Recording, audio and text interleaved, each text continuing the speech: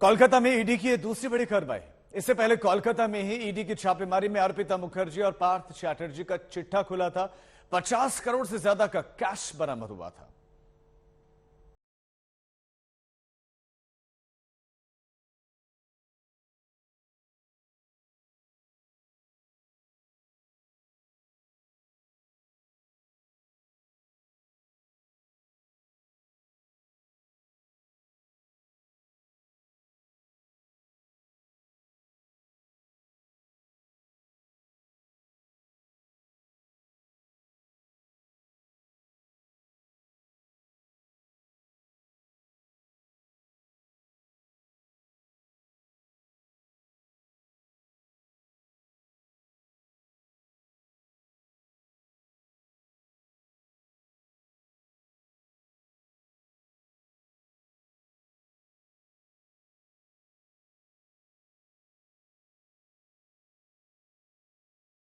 निदेशालय ने अर्पिता मुखर्जी के ठिकानों पर छापा मारा तो इतना कैश मिला कि हिंदुस्तान के आम नागरिकों की नजरें चौंधिया गई।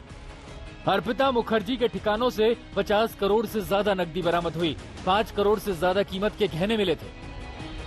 अर्पिता के ठिकानों पर मिले धन का वास्ता बंगाल में हुए शिक्षक भर्ती घोटाले से जोड़ा गया, क्योंकि अर्पिता के कनेक्शन ममता के मंत्री पार्थ चैटर्जी से थे। ईडी ने दोनों को गिरफ्तार कर लिया था।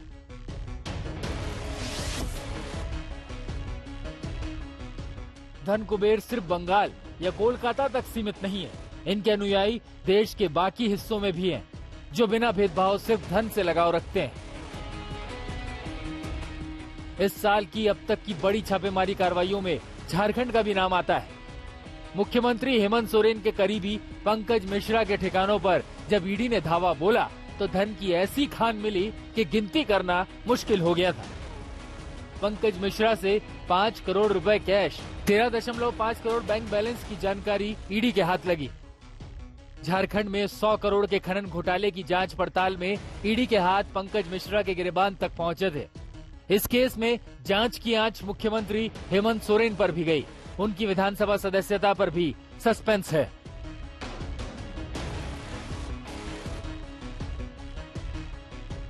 झारखंड माइनिंग डिपार्टमेंट की सेक्रेटरी पूजा सिंघल के चर्चा के बगैर बात अधूरी रह जाएगी।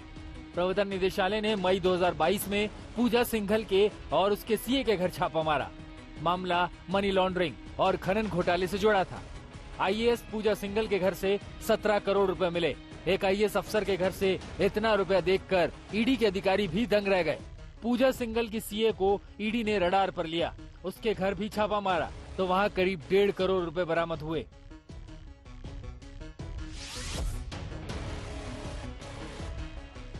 ईडी की बड़ी कार्रवाई में एक पंजाब का मोहाली कांड भी शामिल है।